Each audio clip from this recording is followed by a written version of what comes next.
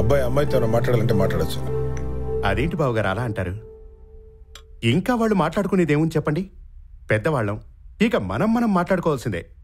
అయినా మీ అమ్మాయి గురించి మాకు తెలీదా? పెంపకం ఎవరిది? ISI సర్టిఫికేట్ లాంటి మనిషిది. అయితే ఇకనే నిశ్చితార్థం కోసం మంచి ముహూర్తం చూసేద్దామా? నమస్కారం అండి, నేను ప్రజాప్రతినిధిని. ఇక్కడ లాయర్ అమ్మ ఉంటుందంటగా, ఆమె గురించి ఎత్తుక్కుంటూ వచ్చా. నేనే లాయర్ని. ఏం కావాలి మీకు? నమస్కారం అమ్మా. భగవంతుడి దయ వల్ల నా ఖజానా నిండిపోయింది. ఖర్చు ఎలా పెట్టాలో అని ఆలోచించిన సమయంలో నువ్వు కాకెట్ పరిచినావు. కోర్టు నుంచి నోటీసులు వచ్చినాయి. ఇది నా ప్రజలకు తెలిసిందనుకో, నా ఇజ్జత్ మొత్తం పోయింది. నీలాంటి వాడి నిజస్వరూపం ప్రజలకు తెలియాలనే నిన్ను కోర్టుకి ఇచ్చింది. మనం మాట్లాడుకోవాల్సింది ఏమైనా ఉంటే అది కోర్టులోనే. Please get out. చూడండి ఎమ్మెల్యే గారు, ఇంట్లో శుభకార్యం జరుగుతుంది. ఇప్పుడు మీరు వచ్చి డిస్టర్బ్ చేయడం మంచిది కాదు. దయచేసి వెళ్ళండి. అమ్మ తోడా పెద్ద మనిషి, నేను గొడవ పడడానికి రాలేదు. లాయర్ అమ్మతో కేసు విషయం మాట్లాడడానికి వచ్చా.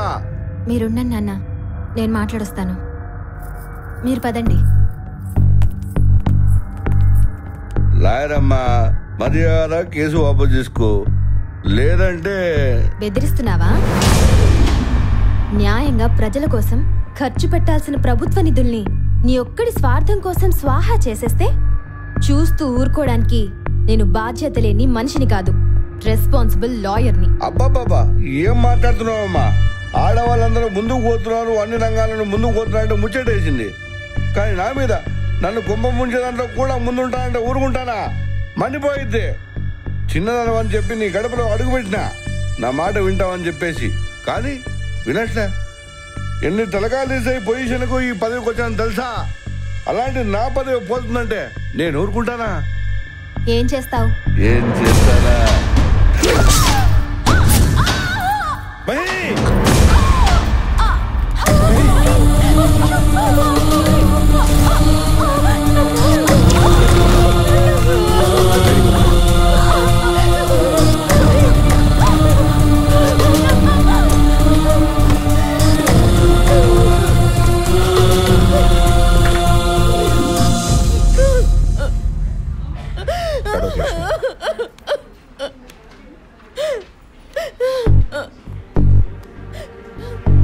మాకు చెప్పుకోలేని విషయాలు నీకు చెప్పుంటుందమ్మా.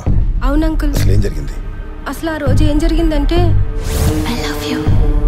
నేను వాడికి నోటీస్ పంపిస్తాను.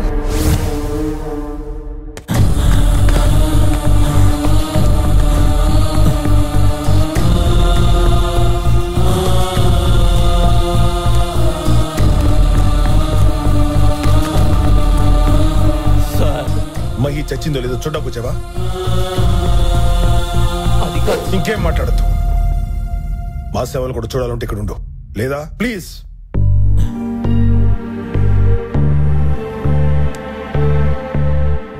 వద్దు సార్, నేనే వెళ్తాను.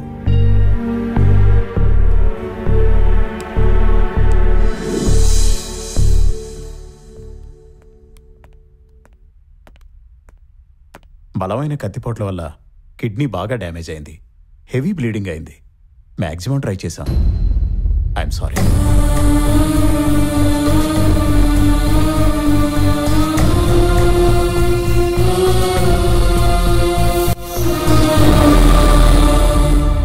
జరిగిన దాంట్లో తప్పొప్పులు వెతుక్కొని ఎవరు నిందించినా